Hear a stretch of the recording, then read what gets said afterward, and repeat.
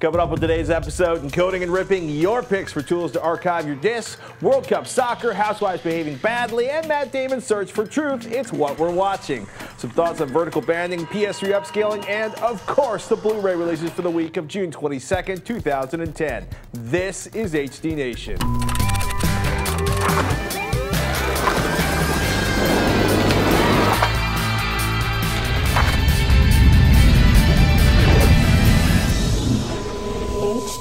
Nation.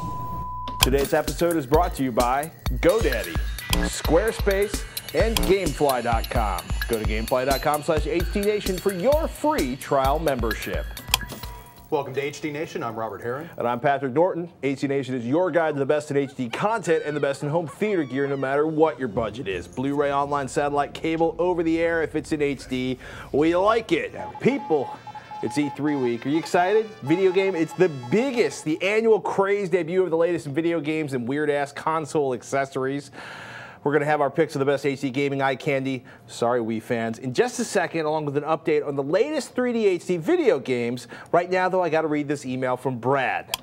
He writes, I just noticed I have 52 episodes of HD Nation on my computer. Does that mean next week's show will be your one-year anniversary? You should do a special, or at least celebrate with a high-definition birthday cake on the screen. What? We're one? One! Where is the cake, baby? Sadly, Robert, the cake is a lie. Sorry, couldn't resist the Portal reference this week. But no, Brad, it hasn't been a year yet. We premiered on July 14th, 2009, and this is episode 50 you're watching right now. But thank you for thinking of us, and we will be sure to make sure the cake is not a lie in a couple, 3 weeks. Let's get some high-def gaming eye candy on in no particular order. Titles we can't wait for, well, actually to see in our living rooms instead of on the E3 floor. Halo Reach? Maybe. Gears of War 3, Fable 3, Red Faction Armageddon, Call of Duty Black Ops, Assassin's Creed Brotherhood, Tron Evolution, Killzone 3, Battlefield Bad Company 2 Vietnam. Oh, I can't wait for that one. And I really can't. I won't believe this until I actually have it in my hands, but Gran Turismo 5. You say it's going to ship sometime before, like, right there with Serious Sam? I so gave up on that. Serious Sam has shipped several versions since it was debuted, unlike Gran Turismo. I remember at one point you were like, they're never going to ship it again. I still have that prologue disc, and everyone thought, oh, we can play some. Oh, it was a joke. Give me 5. I want it. I'm just saying, while we're getting our eye candy on, we should also add Mortal Kombat, Medal of Honor, and Star Wars: The Force Unleashed 2. Ooh. Yeah, more 3D Star Wars. gaming on the PS3 is picking up some speed too, but slowly. Anyhow, since you're going to be waiting until March 2011 for 3 episodes of Pain, a full version of Wipeout HD, and Super Stardust HD, along with a demo of MotorStorm Pacific Rift, there should be 20 titles out by March of next year. But so far, all we have to round out the list is MotorStorm San Francisco, Killzone 3, Gran Turismo 5, I don't know, NBA 2K11, Sly Cooper Collection, Mortal Kombat, Ghost Recon Future Soldier, iPet, and Tron. Now, I was really hoping for a little Tetris in 3D, but that's me and my old school ways. I'm pretty excited about all the Tron love coming this year. I want one of those old school tabletop Tron machines. That's what I want. The little 2-seater. Dude, you'd never leave the house again. I would probably move it to a yogurt shop to recreate the 80s and my bad habits in high school. Oh, man. So many quarters gone throughout the years. So broke. Pyros, my freshman year of college. What's a Pyros? What do they sell there? I'll tell you when you're older. Okay. And in the final 3D coverage of the day, did we mention Cloudy with a Chance of Meatballs going Blu-ray 3D? That'll be on sale separate, by the way, from Sony Blu-ray players and ACTVs and goggles on June 22nd. Thanks to High Def Disc News for the clarification on that. And the Boxy Box has a shipping date. Please, stop asking us to review it every other day. We want to review it even more than you want us to review it. And it's shipping sometime, by the way, in November, according to Boxy's blog. Maybe not. November-ish. November-ish. We will review it as soon as we can beg, borrow, or steal some time with the D-Link build hardware. Basically, the folks at Boxy said, we're making it perfect. We want awesome 1080. They want the equivalent of 1080p performance from a PC or Mac on your, or basically out of the Boxy box. So Good deal. It's done when it's done, so hold on until November. Waiting for perfection. Now, there are no signs of the next-gen Apple TV yet. June 28th is a possibility for the no hard drive, all streaming, iOS-powered $99 Apple TV box that was rumored on Engadget. Apple just reserved Moscone Center here in San Francisco for something on the 28th, but Apple did release a delightfully all-aluminum update to the Mac Mini. That includes an SD card slot and HDMI output, but sadly no Blu-ray unless you want to get your hardware hack on. It's a nice piece of hardware design, but $700? I don't know. The Core 2 Duo box isn't that cheap. Yeah, it's like it was like $200 over the original one, which was $100 over the last update. It's pretty. I like the little screw top for the updating RAM, but $700 for a Core 2 Duo box. Slick design. It is pretty. We come back, we're going to be talking about your picks for encoding your favorite disc. Right now, though, I got to tell you, we got a deal for you. HD Nation has teamed up with Amazon Video on Demand to give you, our viewers, the HD Nation crew, an exclusive offer. For 1 week only, you can rent the mega blockbuster hit Avatar through Amazon Video on Demand for just 99 cents in SD or $1.99 in HD, but only if you use the code HD Nation. Watch on your PC or Mac, Roku, TiVo, or any compatible HD TV. Just sign into your Amazon account, go to amazon.com/rentavatar, click redeem a gift card or promotion code, and then enter in the code HD Nation.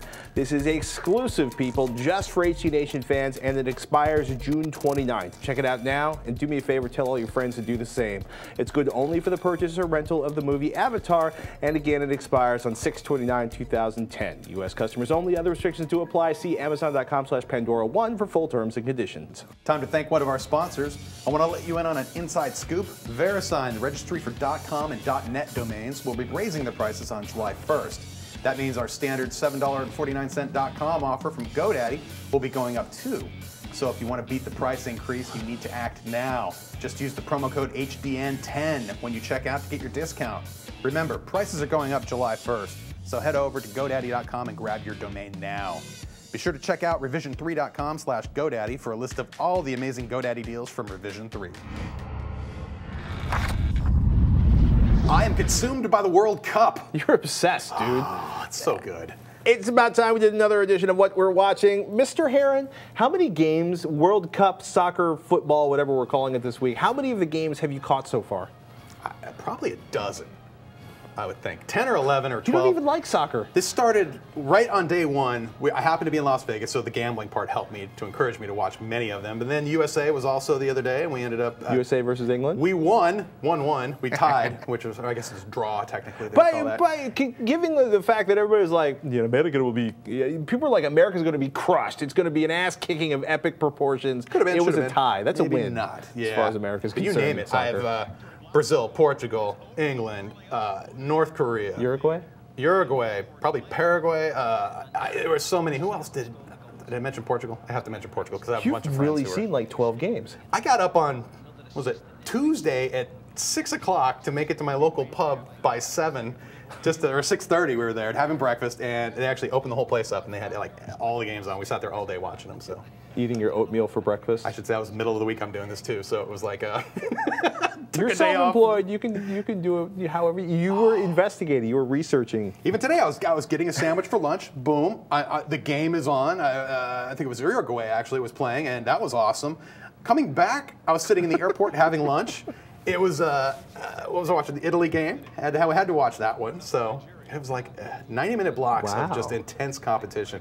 And the vuvuzela, or whatever, the horns are outrageous, man. Outrageous how loud those are. They claim it's 127 decibels coming out the end of those things. Ow. And nobody's wearing earplugs, and it's just, and I was reading in the paper today how the company doing the broadcast of the World Cup series. Sony's shooting it, but there's a separate company taking care of the transmission. That's like audio engineer hell. The audio engineers are considering adding a secondary filter to help tone that down, because if you watch any of these games, you're like, what is that hornet-like sound, that hornet buzzing? The droning noise. It's awesome.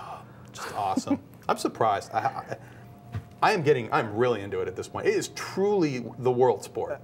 More so than NASCAR. I mean, I love even like F1 and MotoGP maybe, but I love my motorsports, but this is pretty darn cool stuff. And Sony's doing a pretty good job. They have some expert camera crews, everything from cable camera technology. Sony's shooting, 25 games in 3D. It's just, I'm hoping we're going to get a 3D TV in here real soon. We're waiting. Sony, Samsung, all you guys, Please. Send us one. I'm asking. You want to see like one game in 3D. Oh, I'll have it. I'll save the content just so I can go back and watch it anyway. So in between soccer games, you also discovered something called Top Shot. Yeah. Show on the History Channel. It's basically a competition. So wait. History Channel, is it History or Biography that always does the smirched pseudo? History used to have a lot of pseudo HD content. Okay. This one looks... It's real HD, even on their website. Oh, really? Well, I don't know if it's not full HD, but it looks It's also good on Hulu too, I believe. You can watch it there as well if you're watching online. Anyway, it's a reality TV series where apparently they got 1,000 of the world's best marksmen, narrowed it down to 16, broke that up into 2 teams of 8, red versus blue. Threw them in a house in the middle of nowhere. Put them in a house in the middle of California nowhere, and essentially they're all experts in different areas, and they're basically day by day going through trials and tribulations and basically dueling it out to see who is the best shot of these 16 people. Started off, the first show was like pre-Vietnam era back weapons, styled rifles and stuff. Next episode was more about pistol shooting. The next episode coming up on, I think it's Sunday, will be about the longbow. So they're moving away from It's like everything from slingshots to bow and arrow to sniper rifles. And they have the whole like vote. If the team loses the challenge, they have to then pit 2 of the team members against each other, and they duke it out to get one of them off. And the first episode was like, I don't know about this, how it's all going to go. But the second show really kind of hooked me, and I'm definitely checking out the third. It's on my DVR. Good to know. I've got it season passed on the TiVo. Indeed. My goodness. Toy Story and Toy Story 2 are brand new to my son. They're almost as popular as Cars in the Blu-ray rotation, and I actually managed to sneak in another view at another Tombstone. I should say, I finally got to see it again with the sound up all the way this time, which was very good. Nice. Looks awesome in Blu-ray. My wife is obsessed with The Real Housewives of New York City, which makes me want to kick things.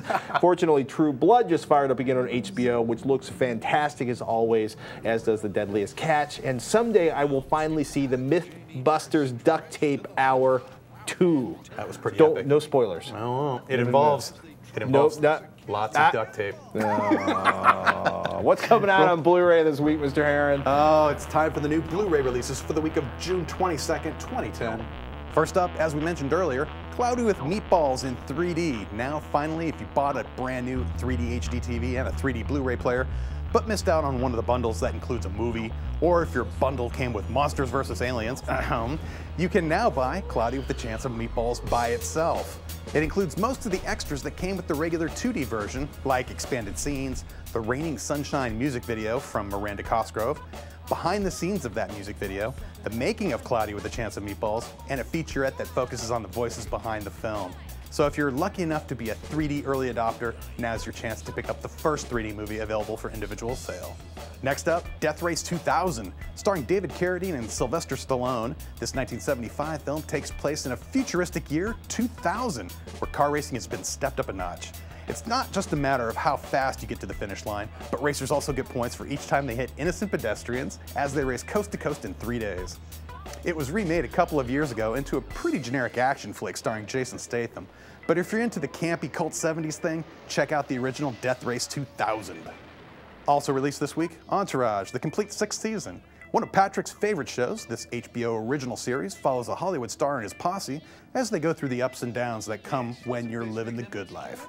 Extras include a bunch of featurettes and interviews, so be sure to catch up on all the excitement with Vince and his buddies before the 7th season premieres this Sunday on HBO. We got our hands on a reviewer's copy of Green Zone, which looks spectacular on Blu-ray, especially the explosions in the opening scenes, and frankly, everything else. Matt Damon does a solid job as Chief Warrant Officer Roy Miller, and Paul Greengrass might even be more solid here than in the Bourne films. If you're a Bourne trilogy fan, you'll probably enjoy this what-if look at the search for weapons of mass destruction in the early days of the war in Iraq. Other releases this week include Hung, the complete first season, A Star is Born, the Criterion Collection's Close Up, The Last Station, She's Out of My League, Remember Me, Riverworld, the Criterion Collection's Red Desert, Bruce Springsteen and the E Street Band, London Calling, live in Hyde Park, Emerson, Lake and Palmer, live at Montreux, 1997, and the Moody Blues' Threshold of a Dream, live at the Isle of Wight Festival. Time to thank one of our sponsors, Gamefly. Gamefly is the largest online video game rental service and offers you a choice from over 7,000 new and classic titles across all consoles and handhelds. With plans starting at $15.95 a month, Gamefly members can rent from 1 to 4 games at a time and keep them for as long as you'd like. There are no late fees, no due dates, and shipping is always free. Once you're done playing a game, send it back and GameFly will send you the next available game on your list. If you really like the game you're playing, simply click Keep It on the GameFly website and the game is yours at a discounted price. GameFly will even mail you the case and manuals free of charge. HDNation fans get a 2-week free trial when they go to www.gamefly.com/HDNation. Some restrictions apply. See the site for details. HDNation viewer Tulkus writes in, I've seen you guys mention Slysoft's AnyDVD HD multiple times in your show now, and while I've heard nothing but good things about this product, as you point out, it's not particularly cheap. As such, I've never used it. However, I have used DVDFab. While they do have a paid version which supports direct Blu-ray to Blu-ray burning, the always free version DVDFab HD Decrypter supports both DVD and Blu-ray ripping. It's relatively well updated, and I've not yet run into a disc that it couldn't handle. I find it even handles those newer DVD discs that the abandoned DVD Decrypter couldn't rip. So for rippers on a budget, it's definitely worth a look. The money you save could go toward a few more Blu-ray movies. Worst case scenario, it doesn't work with Disc X, but at least you're not out any cash. Signed, Tulkus, the interwebby tubes. So yeah, there is a free decoding tool that will work with DVDs and Blu-rays now. Everybody knows. There it is. You've been playing around with it. I loaded it up, confirmed that there is in fact a free option. It doesn't have all of the features that I know and love with AnyDVD HD. In particular, if you start unchecking certain things like, oh, do you want to remove the user prohibited operations and things like that, it doesn't tell you what the downside of that could be. It could make certain disks inoperable. Right. However, there's a sweet function in there on the software to make it go from a full-size, say, a 50 gig disc down to a 25 Blu-ray disc, so it would fit nicely on a burnable Blu-ray disc if you're looking to back up your content. I thought that was pretty neat. It also doesn't appear to have a function to just dump it to an ISO file, which is something I kind of want, but your favorite. There might be a feature there that I'm just missing. I was still digging through all of it, but I wish it had a little more built-in help too, but nah, minor complaints. It's free to use, which is always. Remember, archive, backup, move to your server, only discs that you own. Yeah, peoples. Don't steal content from the local rental place or any place else. They're going to make those discs more expensive on us. That would suck. Yes. Meanwhile, at Veer Maharaj went on a tweeting spree at me last week. At Patrick Norton, for the love of everything HD, give Xvid for PSP some love. At Patrick Norton, Xvid for PSP, install it in encoded DVD and watch it max out your processors and marvel at the picture quality. At Patrick Norton, I know I'm being an annoying bastard, but this is a personal mission of mine to bring Handbrake down. Good laugh. Excellent laugh. Okay, Veer Maharaj, I will now tell the entire HD Nation that Xvid for PSP isn't just Xvid encoding. This tool gives you tons of information about video files, lets you batch process files, uses Microsoft's Direct Show for file decoding, which means if you have like FFD Show or the K-Lite codec pack, it should be able to import and export to just about any video format. I mean, we're talking about AVC, MPEG-4 for PSP, iPod, PS3, along with MPEG-2, 4, FLV, and a laundry list of other options that'll feed just about any handheld or living room bound device. Like anything, I don't think I saw anything I would actually want to watch video on that wasn't on that list. By the way, it requires Microsoft's .NET Framework 3.0 or better to run. And I gotta say, I like competition. Yeah. Even in open source software. Does it support something that'll play on your fancy iPad? I don't know. Probably, I'm assuming. Yeah, I think the MPEG-4 will work all right. Or the iPod video. Fancy. Yeah, the competition is good. And hey, by the way, everybody out there, I would love to hear from all of you about your favorite encoding tools or video playback tools or anything else you want to share with the HD Nation. Do us a favor, email us, hdnation@revision3.com. That email address, of course, is also good for asking questions. Which we love. We love the questions. Do indeed. Let's take a moment to thank one of our sponsors, Squarespace. People, it's a publishing system. It's a hosting website for anybody looking to build a blog, a portfolio, or pretty much any kind of website. It's pretty cool. It's a really flexible tool. It's WYSIWYG. You move things around. You don't need any coding experience, although if you are a coder, you can get under the hood and move things around in your particular style, and you can build some pretty high-end, complex websites with the same functionality you'll find in some of the most popular websites in the internet. Squarespace even has a pretty slick site importer tool. It makes it super easy to move things over from WordPress, Blogger, TypePad, and movable type. It'll migrate your posts, your comments, your tags, your authors, your media. It even preserves your search engine optimization efforts. SEO is good if you want to be seen on the internet. Users' page ranks will update seamlessly, and the move will have no impact on the SEO status that you've spent a long time working on. Now, you want to score a discount? It's easy. Just use the code HDNation when you check out to get 10% off the lifetime of your order. Okay, one thing you got to be aware of, you try it for nothing, then 2 weeks later they ask you for a credit card to sign up. That's when you enter that code HDNation. That way they'll know we sent you. Do me a favor, folks. Check it out, squarespace.com. Our next email comes from viewer Chris, who writes in, is vertical banding just one of the downsides of LCD TVs, or is it caused by bad manufacturing and only some TVs have it? Do we even know what causes it? I have a Vizio and it definitely has some banding. You can barely see the bands on a stable image, but when you're viewing something that is mostly one solid color and the camera is panning, the banding sticks out. Chris in Illinois. Banding. What exactly is banding? Is a uniformity problem. Screen uniformity issue is really what it is. It's essentially if you put up a solid image, usually like a nice gray tone is where these are usually easiest to see, you will see either distinct dark areas that can be vertical or horizontal, and it can be one or multiple lines. And I've seen this for years. So we're not talking about now. like the halo you find in the encoding around some objects. Oh no, this is not a compression artifact. It has nothing to do with the video source.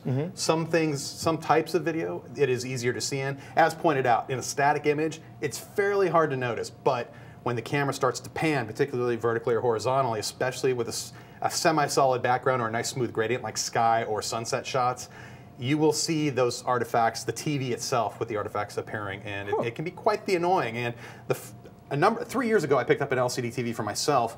The first one I got had that issue, and it drove me nuts enough to return it and get another model, and it came back, and it still had the issue, but it was far decreased, and I was pretty happy with that. Is it a manufacturing issue? Is it a sort of a design engineering? Is it a function of like, is it an accident in manufacturing, or is it sort of something that is increased or decreased based on how the engineering is inside the screen? A little bit of both. It is. I find that with LCD panels, uniformity of the picture, creating a backlight, you know, the light behind the screen that's pushed through, and to create a uniform where every pixel is the same brightness, that is generally a pretty difficult thing to do with LCD panels, and the best ones really do stand out, and it's something I really kind of look for nowadays.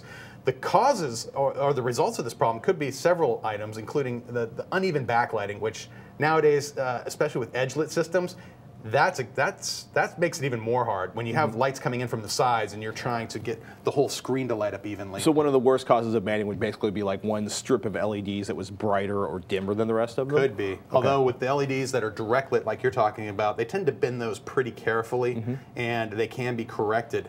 Also, there are enhancement filters that go on, the brightness enhancement filters in particular, that go on the surface of these panels, and if they aren't applied evenly, or other filters within that layering system that goes all the way back to the backlight, those can also develop those bands as well.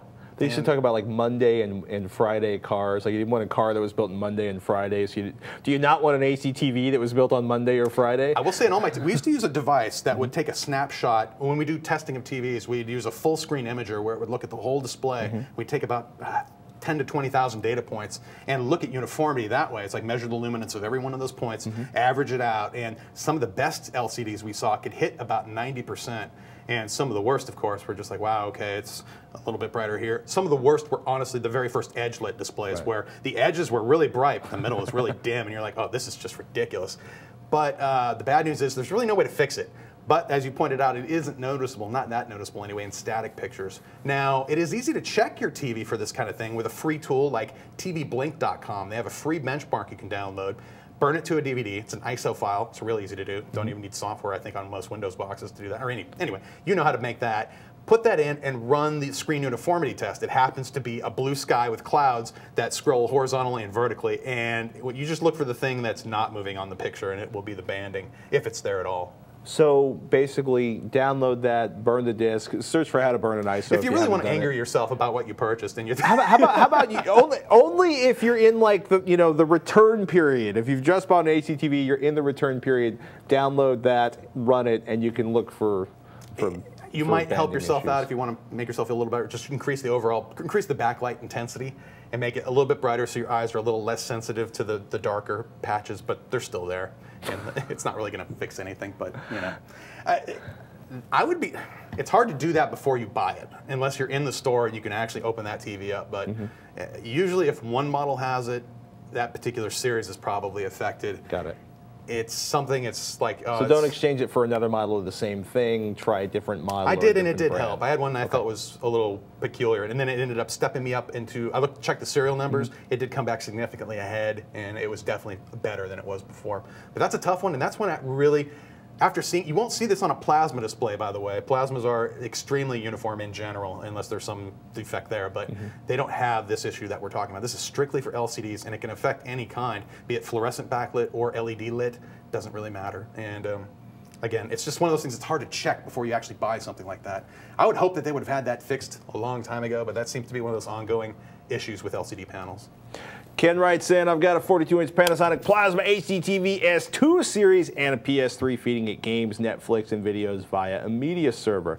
Does the PS3 upscale my sources to 1080p? Would games in particular benefit from a dedicated hardware upscaler? And if so, is a DVDO box from Anchor Bay my only option? Ken in North Kingstown, Rhode Island. You could spend tens of thousands of dollars on upscaling miracle hardware. Boxes that do all sorts of. In the case Hand of massage each individual pixel before gently placing it on your screen. That's nice. I like that. No, don't do that. Let's see. The PS3 will upscale your DVDs to 1080p if you set the PS3 to output 1080p. With video games, it's different. Depending on the game you buy, some less graphically intensive games will run at full 1080p resolution. Other intensive games that are beautifully graphical games, like Red Dead Redemption, runs actually at 720p. On the PS3, although Is it a true 720p? That's another issue. The Xbox was 720p, but the PS3 was 640 by. As far as the output from, say, Netflix videos and things like that, I'm assuming that's upscaled to 1080p. That's something I'll have to check on, just because I'm thinking suddenly I do run everything into a video processor and out to the TV. But yes, in general, the PS3 will do all that upscaling. I don't feel it's worth it to spend hundreds of dollars on any kind of product to make video games in particular look better. If you're really concerned, you could send it, well, if it's a video game, again, it's going to be 720p if it's one of the more graphically intensive games. Right. Let the TV just take care of the upscaling at that point, and it should be pretty good. I think it's more important just to make sure that the TV isn't overscanning the picture and sacrificing, say, 5% of the potential video pixels that could be reaching your eyes instead of being, stretched over the edge of the screen, per se. Yeah, we actually have a friend who has a wall of video, and their way of fixing the Wii output, which looked atrocious in 1080p at like 12 feet wide, was to use a DVDO box, an Anchor Bay DVDO box, to upscale the resolution on that. You use it primarily actually because you have multiple devices going into your television. Ton of stuff going in. I also use it to check video signals when I'm testing products, because that particular box will just tell me, oh, this is an RGB video signal from a component source, and here is the original frame rate, here's what it's being converted. It just lets me know what's coming out of a box, and I use it a lot for that, and it also has some great built-in test patterns and things like that. But it's also a $500 box that, you consider the price of your game console, and, do you really need that? That's something you'll have to ask yourself. But for video gaming, sit a little further back, and it makes everything look better. That's the general rule. You'd say, generally speaking, though, the PS3 does decent upscaling of video content. I think so, okay. Especially with the DVD movies. They put enough patches into that game. Occasionally there's a glitch, but they seem to be pretty regular about doing that. And somebody else had written in a couple weeks ago about, hey, does the PS3 actually incorporate, can you get patches for Blu-ray movies and things like that? Not per se from the game disc or from the movie disc, but certain game discs actually do incorporate patches that if you have never plugged your PS3 into the internet and updated the darn thing, it will actually pull that off certain game titles. I got that from Sony the other day, and they were like, oh, just passing that along. It is a good idea, by the way, to update your HDTV, your Blu-ray player, your consoles, and pretty much everything else. Internet-connected TVs are making that a lot easier. What, you don't like burning a USB thumb drive and wandering over to your TV? Or going on the internet to try to find the file in the first place, although most manufacturers are getting on board with that too. But thankfully. The intertubes, thank goodness. Revision 3, we are celebrating our 5th anniversary the best way we know how, by throwing a party right here in our hometown of San Francisco, California, June 25th. 2010. If you can make it, we'd love to see you there. And if not, you can still be part of the action. Just head over to revision3.com/5year and you can experience the whole thing from the comfort of your home. In which case you probably won't have sticky shoes at the end of the night. See all your favorite Revision 3 stars with exclusive behind-the-scenes video streams, updates via Twitter, and more.